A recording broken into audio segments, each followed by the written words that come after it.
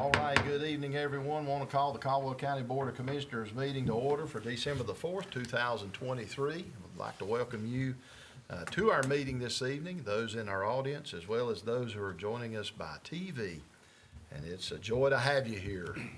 These meetings go much better when we have people here, right? Okay.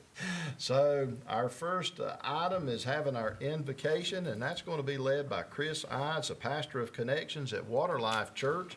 And then we'll follow that with our Pledge of Allegiance, and Commissioner Robbie Wilkie will lead us in that this evening. So, Pastor. I want to give you guys a word of encouragement and just say thank you for serving. You know, as a pastor, sometimes I hear not a lot of encouragement when it comes to the topic of politicians. But I want to encourage you guys. I believe that you've stepped up to serve and that you have a heart to make our county a better place. So I thank you for that. Let's pray. God, thank you for this meeting we have right here. Thank you for the leaders in the room, the folks watching online. And God, I just pray for wisdom as this meeting goes forward. Give us wisdom in making decisions of how to make this county a better place. And God, we just thank you for the many people who make this county a great place. God, we do thank you for those folks who have finances and who run businesses and who have power in our community. God, we just thank you for their resources that help make this place run. But God, we want to also remember the single moms. God, we want to remember the folks who are hopelessly addicted, and there's many of them in our county. God, we just thank you for even their place in our county because they're a part of it. God, thank you for the immigrants in our county, the minorities, all the folks who may not have those finances and may not have that influence, but God, yet they're a part of what we do. So God, as we make decisions, God, help us keep the whole group in mind. And God, we thank you for our great law enforcement and our paramedics and our firefighters that keep this county safe. God, we pray for your blessing on them. God, we thank you for our teachers and our principals and our education system. God, we just thank you for them. Thank you for our children in our county, God, and may they just come to mind again and again as we make decisions for our county. Just, God, we thank you for them. God, just lift up this whole meeting. God, I just pray that wisdom, your wisdom will be in the center of it all. And God, I just pray this in the name of Jesus. Amen. Amen. Please face the flag, salute, pledge. I pledge allegiance to the flag of the United States of America and to the republic for which it stands, one nation, under God, indivisible, with liberty and justice for all. All right, thank you, everyone. Thank you, Pastor, for your invocation. So our first item is to adopt our agenda this evening. So do we have any amendments to our agenda? There are none presented this time, sir. No amendments to the agenda. So what's the pleasure of the board in adopting our agenda this evening? Mr. Chair, I move that we accept this evening's agenda as the county manager as presented. All right, any other discussion or comment? All in favor say aye. Aye. Any opposed? And that carries unanimously. And so our first item on our agenda this evening calls for our organizational meeting, and we typically have to do this at the first meeting in December of each calendar year, in which we elect our chair and vice chair. And so I will turn the meeting over to our county manager, Mr. Donald Duncan, to conduct that part of our business this evening. So, Mr. Duncan. Yes, sir. I'll take a motion from the board to elect our chair for the 2024 calendar year. Mr. County Manager, I put in a nomination Mr. Randy Church to be the chair. Thanks, sir. Is there a second? Second. All in favor? Aye. Thanks, gentlemen. And then I'll take a motion for the vice chair. And Mr. Manager, I'll make a motion that Mike LaBroche be the vice chair for the coming year of 2024. Very good. Is there a second? Second. Thank you, Donnie.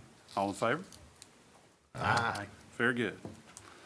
I'll turn the agenda back over to you, sir. Comes back, so here we go. All right. Thank you, everyone, and thank you for your confidence in allowing me to be the chair for another year, and I don't take that lightly. And I just want to say I appreciate the pastor's prayer, as you mentioned, and we represent the entire county. Yes. And a lot of times I think people lose focus of that. They think we maybe don't think that way, but we have people that are struggling in our county today. And one statistic that always sticks in my mind is 1 in 5 children go to bed hungry in America. And I know we have some in Caldwell County. So we strive to make this place a better place.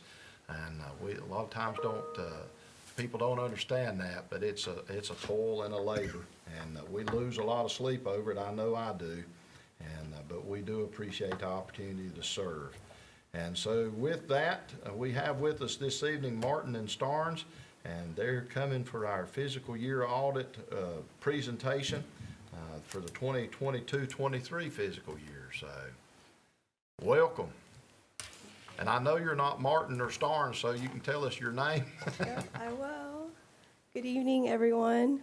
My name is Kang Moa, and thank you for having Martin Starnes and Associates as your auditor.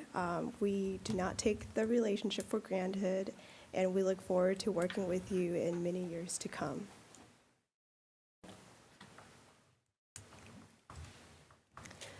Right, we have issued an unmodified or clean opinion, which means that the financial statements are fairly presented in all materials, respects, in conformity with the GAAP.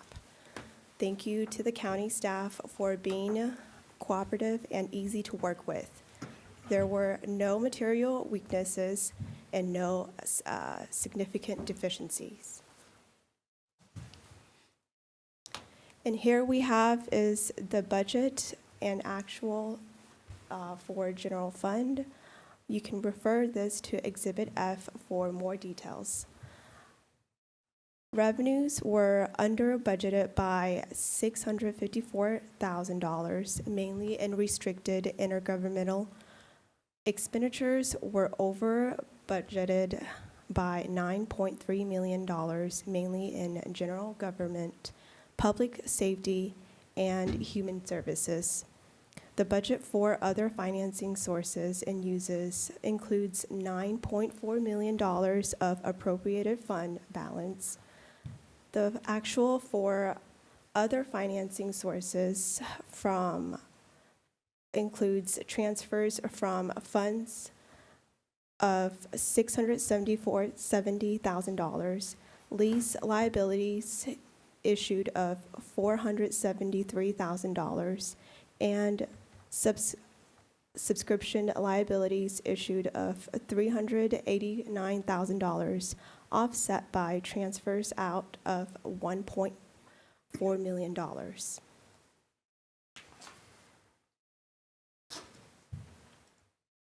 And here are the top 3 revenues in general fund. The total revenues is $89 million. Ad valorem taxes makes up 60% of the total revenues. This change is comparable to the prior year. Restricted intergovernmental makes up 15% of the total revenue, and this includes both federal and state grants. This change is also comparable to the prior year. Local option sales tax makes up 12% of the total revenue, and this is also comparable to the prior year.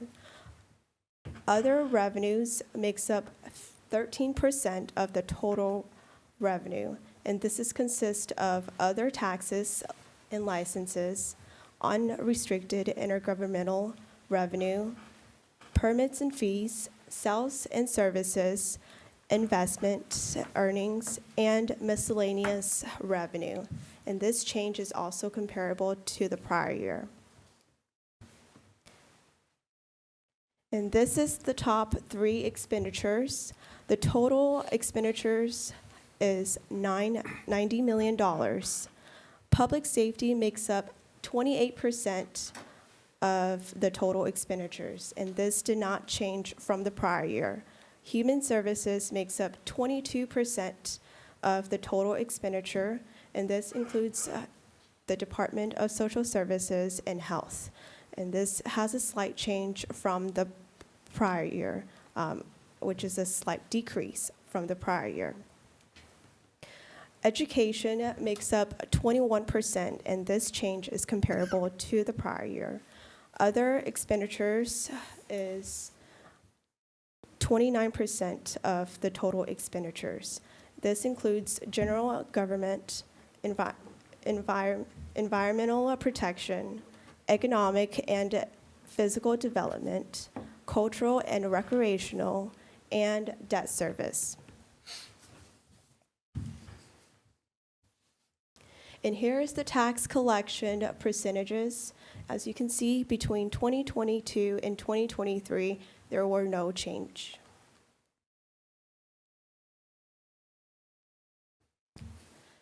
This is the fund balance for general fund.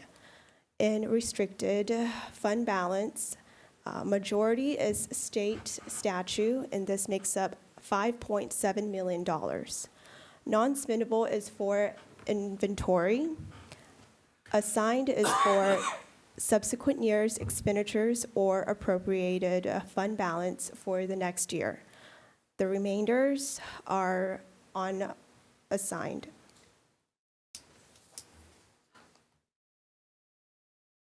Here's the available fund balance.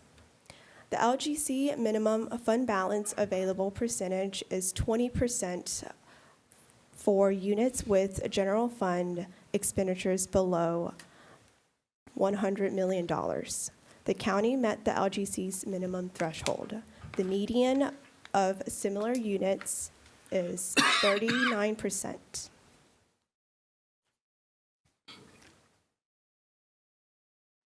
Here is the water fund operations. Revenues, expenses, and variance are full accrual basis. The cash from operations is cash received from customers, cash paid for goods and services, and cash paid to employees. The net income in GAAP basis is negative $741,000. In the prior year, it was negative $723,000. And this includes depreciation of $374,000.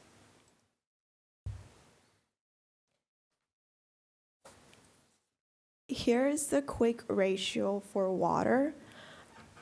The current assets in 2023 is $8.2 million.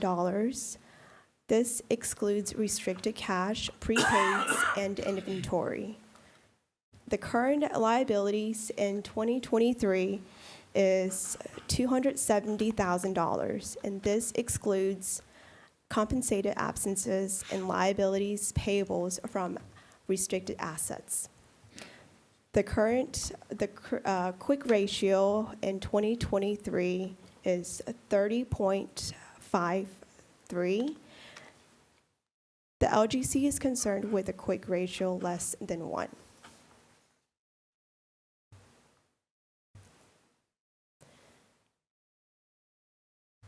And here is the general performance indicators. The audit was submitted in a timely manner. There were stable property tax valuation and collection percentage.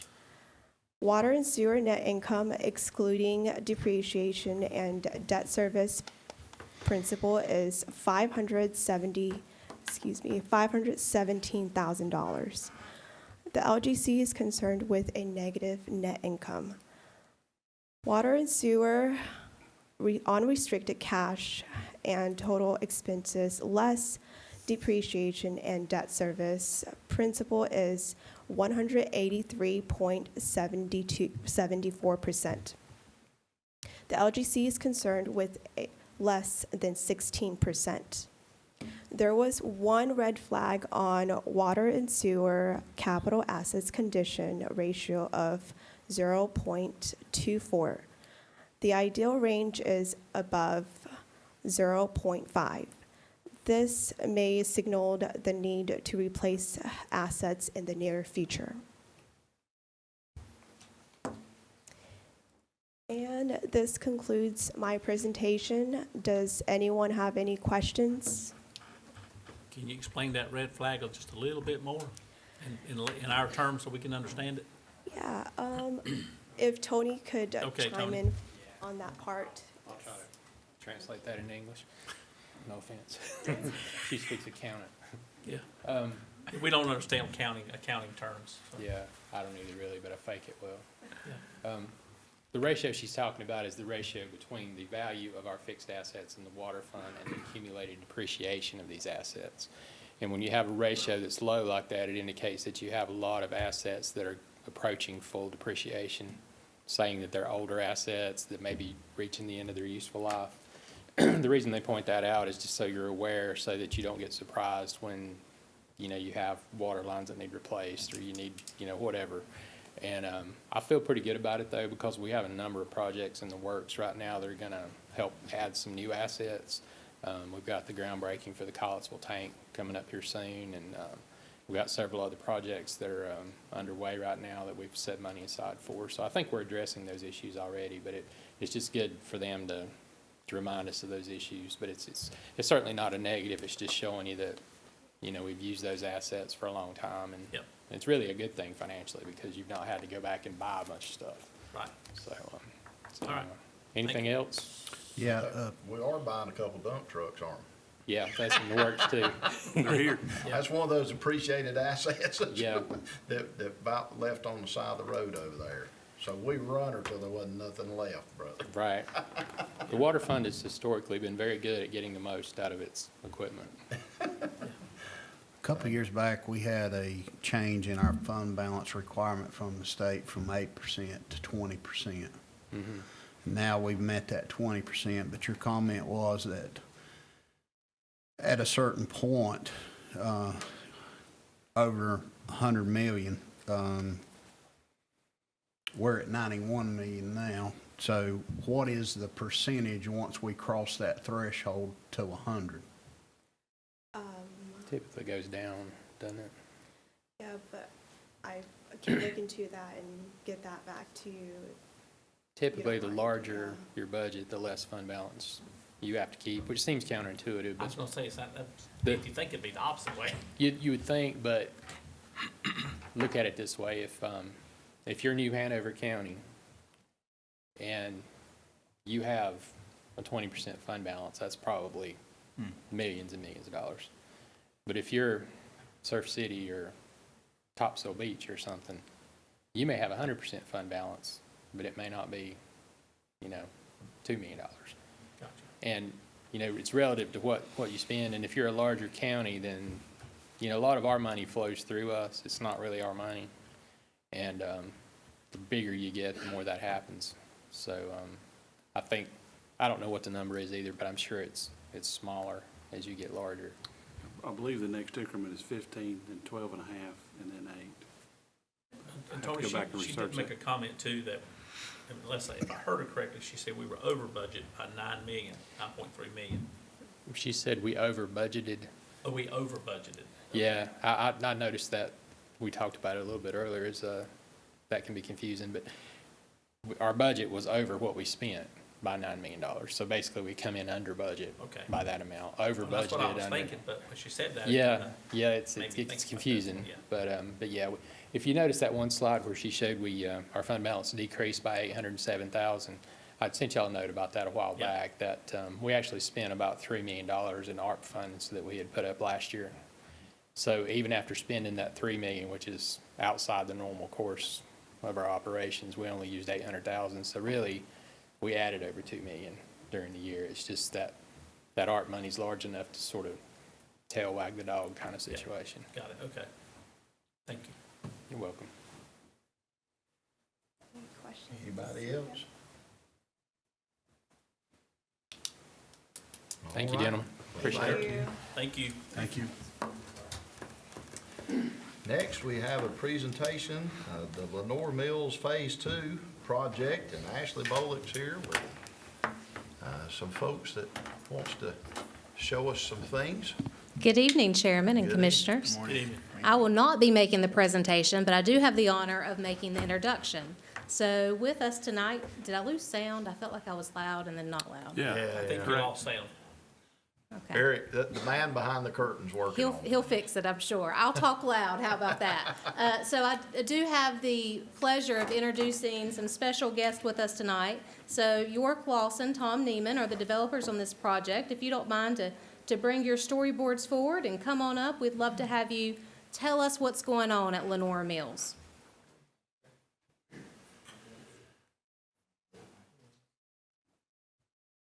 One side, so we'll position it for the commission. Yeah. So we don't block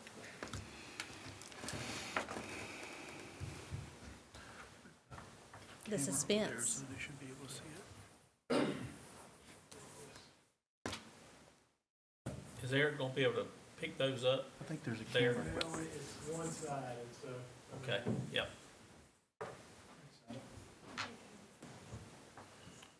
Paige Paige said said yes. nodding her head. Yep. I seen her Yep, camera bobbing her behind you head will over get there. them, yep.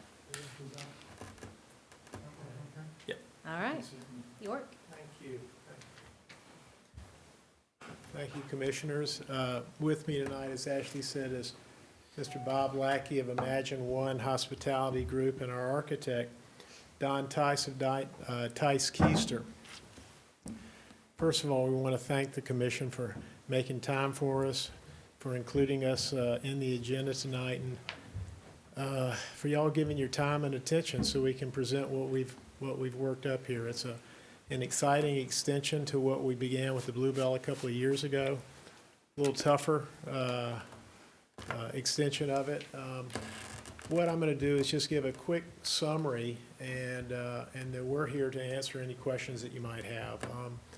With this J.M. Bernhardt box company and steel cotton mill from the late 19th century, tougher than the Bluebell because we're restoring volume in 3 different places where it collapsed over the years, and structurally it's very challenging, and Don Tice can talk specifically about that. But what you're seeing is when you drive under, down, and College Avenue, when you notice that end now, it's collapsed. The top floor is collapsed. So what that represents is what it will look like in its historic state, and the replacement of that.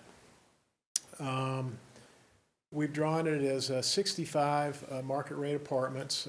We learned a lot from the Bluebell because these will have more smaller units, some small studios and 1 bedrooms. That seems to be more in demand for what the market wants. And then with the Freight Station Depot, I was very lucky that Bob Lackey took my call about 3 years ago, and they are quite an impressive group. They're not only in Hickory, but all over the country. And Bob and I have been talking for a good period of time now. He said, I just want to help you guys build the community. And so Imagine One and Bob engaged Don Tice, who's done a lot of restaurant work. They worked independently of Tom and I and came up with a very exciting concept, which I think they can talk to you more specifically about. But it'll be about 100 new jobs. 40 of them should be full-time. And I think it'll be a commercial element that the county can appreciate and, draw from and grow from. That's a quick summary, but we're here to answer questions that you might have on it. When you start and how long is it gonna take? You understand? Well, how it's going to start is, let's see. Probably about the time we get, from the time that we can put our capital stack and financing together, it would probably take about 6 to 9 months to begin. It would probably take about ballpark 12 to 14 months to build, roughly. What's your timeline as far as starting? Well, it's we're working on it now. It's Okay. We're trying to pull it together now. It's we are shovel ready in that we've received our Part 2 approvals for historic tax credits on both buildings, and so once we're working with an FHA HUD lender, and we've been working with them for well over a year or so, and So we're pretty much ready to go as soon as we can pull it together. Okay. So you're two and a half years out, basically, ballpark. Two, okay. Well, I'm Well, very it took familiar t- with some of Mr. Lackey's restaurants, so, I've Well, eaten a few of them quite frequently.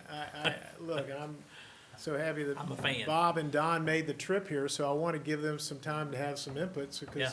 answer some questions, so.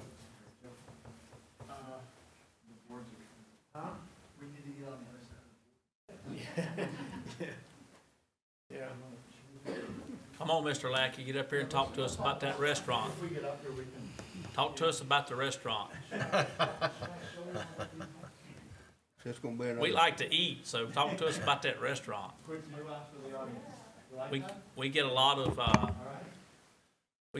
requests for nice, sit-down, restaurants, and we've really struggled with trying to land that, element in the county here. We have a few, but we need more, so I'm really excited. I'm excited about the apartments, but I'm also excited, about the restaurant part of it, so. Well, thank Big you fan so of what you much. do. We appreciate that very much. I have a little laryngitis this time of year, so you'll have to put up with that. Of course, Hickory is my hometown, 76 years there. Yeah. And we started out on a mission about 12 years ago to rebuild our community. You know, it was headed down, jobs, imports, and our company, Imagine One, Protect Plus, we had about 3,000 employees, but none in Hickory. We had 30 employees in the corporate office, and we had them spread all over the United States. And I met with Mayor Rudy Wright at that time and said, my wife had just passed away, and we said, you know what? Hickory needs a revitalization. We need to change the direction of this city. I said, I will put our money and resources into building this community. You guys helped me, and so Mayor Wright and I, we designed a park that we were going to cooperate with the city to build this beautiful park, and it starts construction next year after 12 years. We also said, look, we need the education to up the game, the arts to up the game, the visual part of our community, but mainly hospitality. That sounds silly, doesn't it? Well, I only had one little restaurant. We had all kinds of water filtration, air filtration companies all around the world. And I said, you know what will bring people here? Hospitality. So we've built 10 restaurants now in the last 4 years. We have them spread all over. We have 5 in Hickory now. We have Raleigh and Nashville, Tennessee, and Charleston, South Carolina. And people are coming, growth is coming. Hickory is being well recognized now as a great city to be. And we had the pleasure of meeting your folks here at Lenoir a few months back. And we said, you know, Lenoir is a great place to do this. We could just continue on, continue to expand both our work in projects and working with the city and working in the hospitality industry. And it takes a lot of work. We want to do market research here. We've done that all over the country. Market research is very helpful. What kind of restaurants do we need? We don't want to just build one restaurant. That's not going to work. We need to put several different hospitality events here. We just underwrote the symphony over here at the Broy Hill Center for the Disney project for part of our Art of Compassion thing that we met with Don about. And a big success. We just did the holiday thing with the symphony over here last week. It was beautiful. So I think, you know, our Art of Compassion now, we have 50 organizations in Catawba County, all the charities that we can find, all the arts councils on board, the United Way. I just had a meeting with App State Chancellor, and she has brought App State on board with our whole program, building communities inside the community and outside. The physical part, the hospitality part, and then the inner part. And thank you guys for opening with prayer and the Pledge of Allegiance. What a great thing to see. Yeah. What a Absolutely. great thing to experience. We appreciate it. But anyway, any questions would be great. Well, I'm a big believer in your vision of hospitality. I think, you know, we've struggled through the many years after we lost furniture back in the, you know, recession. Things changed quite a bit, and I think we've struggled through the years trying to figure out what we want to be when we grow up. And many people in our community feel like the hospitality is something that we're missing. You know, from the restaurants to the hotels to all the other things that attract that. you know, we've always been now, I should say, hadn't always, but we've always been, or shouldn't say always, are now the gateway to everything else.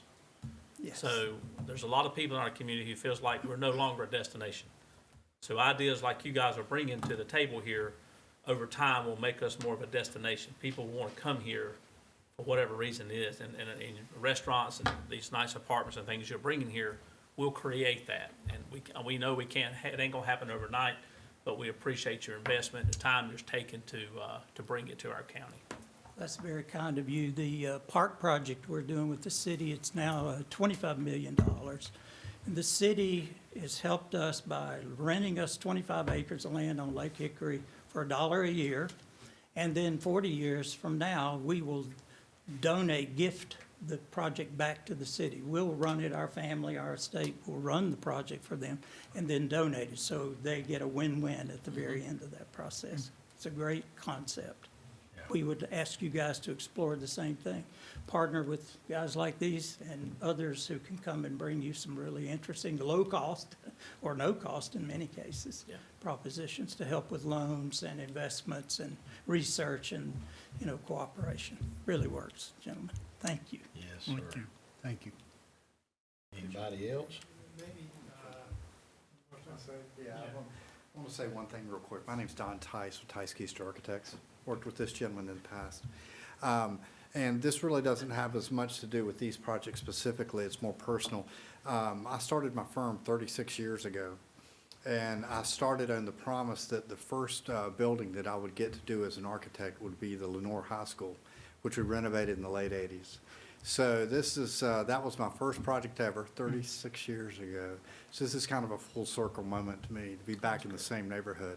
And when I turned down Willow, I was like, is this a good thing or a bad thing? And I'm doing the same thing I did 36 years ago. Yeah. But I just wanted to thank the county and the city of Lenoir for me having my architectural firm, quite frankly, because it started right here in Lenoir. So I appreciate it. What is the estimated cost of this gonna be?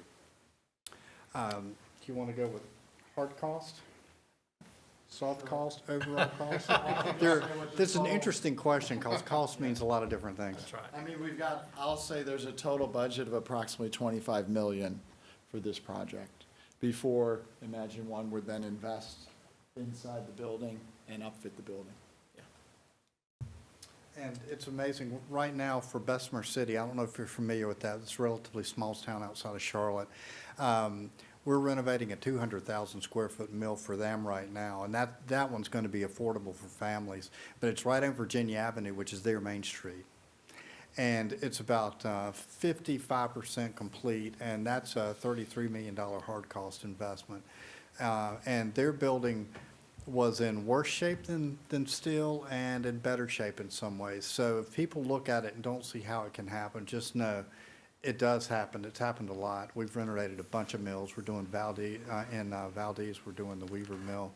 And we recently finished a mill in Hendersonville. So these old mills have a lot of potential energy kind of absorbed into them, and they make great places when they're done for people to live, work, play.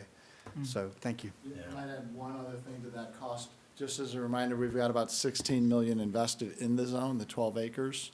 So that coupled with 25 million, we're at 41 million plus. So it's a significant investment. We think it almost goes without saying it can be a catalyst for more and not necessarily drive people out of the neighborhood, but bring more resources and opportunity into what is an opportunity zone, this Census Tract 301. Mr. Lackey, have you determined the type of restaurant yet as far as the? That's part of why we'll do the research. Okay. We want to specifically right here, your demographic, what their habits are, what their needs are, what their wants are. Gotcha. We want to do that very formally and precisely. Love the idea. Yes, sir. All right. Trustees did design it, the kitchen to handle two different concepts, so. Oh, yeah. So that's. Well, we certainly want to thank you for coming tonight. I know some of you have made a long trip and got trips to go back home unless you're staying with us somewhere in one of our fine establishments, but we do appreciate you being here and all that you're trying to do for our community, because as Donnie has said, we know that are needing some of these very things you're talking about. Housing is certainly an issue, and restaurants, fine dining are certainly an issue, and many times our residents of Caldwell County have to leave to go somewhere else, maybe to get into that place of fine dining or, you know, some special event. So it'll be very nice to have that here in Caldwell County and make it a destination for folks. So we appreciate your interest and efforts in everything you're doing. So, Thank you guys again for your time and your investment. Yeah. Appreciate what you guys are trying Thank to you. accomplish here. Merry Christmas to everyone. Merry Christmas. Thank you again. Thank you. Thank you.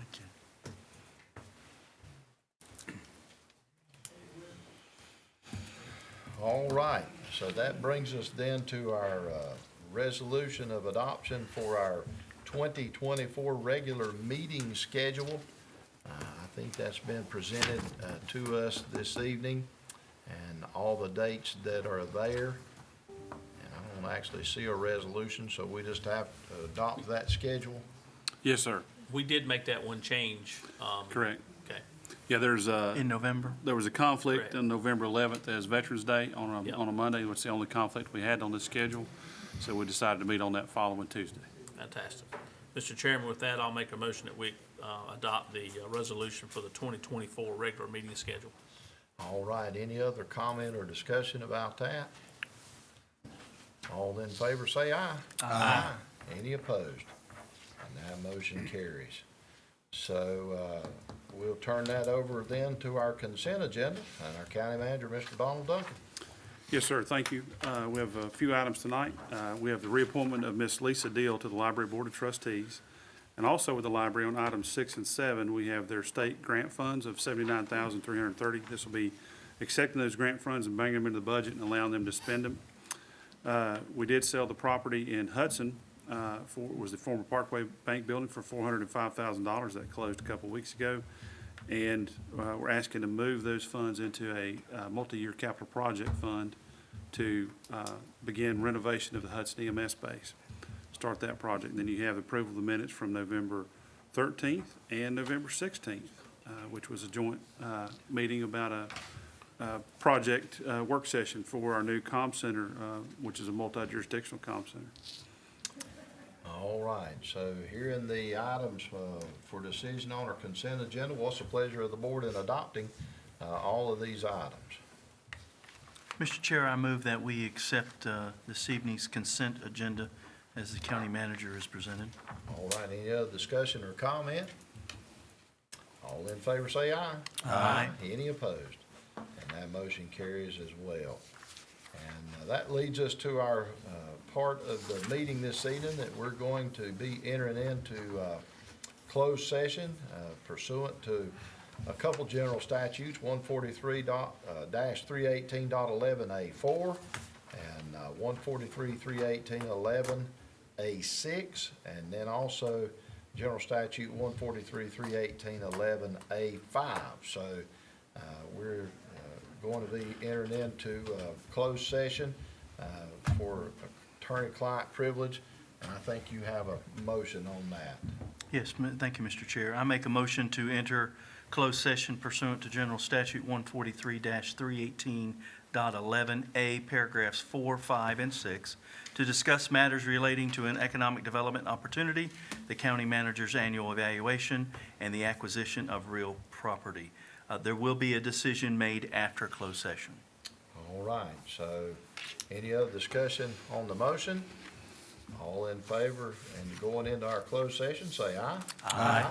Any opposed? And that motion carries. So we don't know when we'll be out of that for an item for decision, but we will come back out into an open session to follow through with what we find and learn in our closed session. So with that, we'll go into closed session.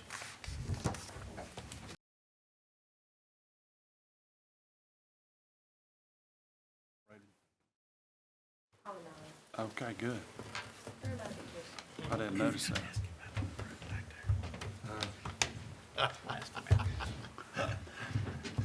So do we need a motion to go back into open session? You do. So do I hear Make a a motion? motion, we go back into open session. All right, Commissioner Wilkie, all in favor say aye. Aye. And while we're in open session, we have entertained and/or going to execute offer to purchase Offer to purchase. with a due diligence of at least 90 days on some property that is owned by, The Barnhart family and the Barnhart Corporation at 925 Harper Avenue. No, 625 Harper Avenue. 625 Harper Avenue. Did you capture all that, Abby? So, The motion is to enter into a contract to purchase with a 90-day due diligence. a property at 625 Harper Avenue. Lenoir. Any other discussion or comment? It does have a provision that if we cannot obtain clear title, we can walk. Yeah. And we'll put that in the minute. So if we cannot obtain clear title, we can get out of the contract and get our earnest money back. Correct. All right, anything else on that? All in favor say aye. Aye. Any opposed? That motion carries. Now do I hear a motion we adjourn this evening? So moved, Chairman. All in favor, stand to your feet. Good night, thank you. Merry Christmas. Merry Christmas. Merry Christmas. Barry. Does anybody?